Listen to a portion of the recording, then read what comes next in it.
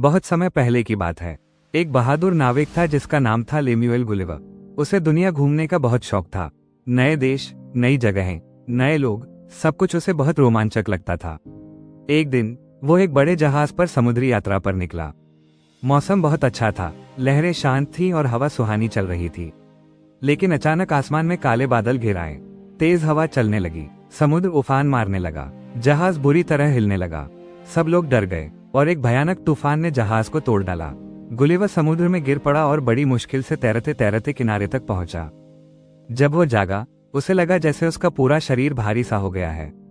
जब उसने आंखें खोली तो देखा कि वो जमीन पर बंधा हुआ है। उसके हाथ पैर, बाल और कपड़ों पर सैकड़ों बहुत छोटी छोटी रस्सियां बंधी हुई हैं। और तभी उसने छोटे छोटे पैरों की आवाज सुनी, टिप टिप टिप टिप। उसने ध्यान से देखा तो आश्चर्य से उसकी आंखें फैल गईं। बहुत छोटे छोटे लोग, लगभग 6 इंच लंबे, उसके शरीर पर चढ़ रहे थे। वे चिल्ला रहे थे, देखो, एक विशाल दानव, सावधान रहो, ये हमें कुचल सकता है। गुलिवर हक्का बक्का रह गया।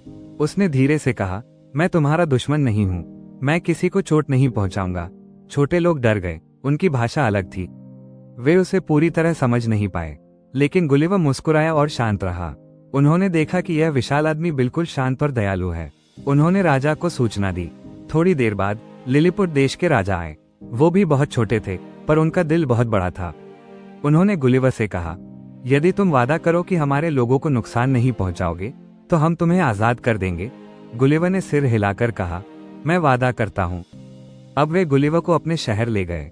वहां बहुत छोटे छोटे घर, नन्हे नन्हे पेड़, छोटे छोटे घोड़े और खिलौने जैसे हथियार थे। एक दिन पड़ोसी देश ब्लेफोका ने लिलीपुट पर हमला कर दिया।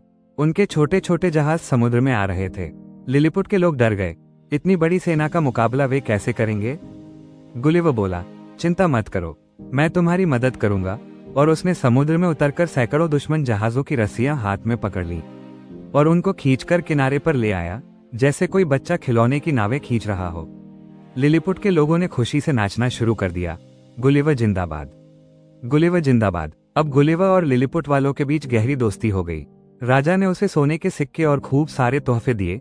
पूरा शहर उसके सम्मान में उत्सव मनाने लगा। कुछ महीनों बाद गुलिवर ने कहा, अब मुझे अपने घर लौटना होगा। मेरे परिवार को मेरी याद आ रही होगी। लिलीपुट के राजा और लोगों ने उसे गले लगाकर विदा किया और वो वापस समुद्र की ओर चल पड़ा। एक नई यात्रा उसकी प्रतीक्षा कर रही थी।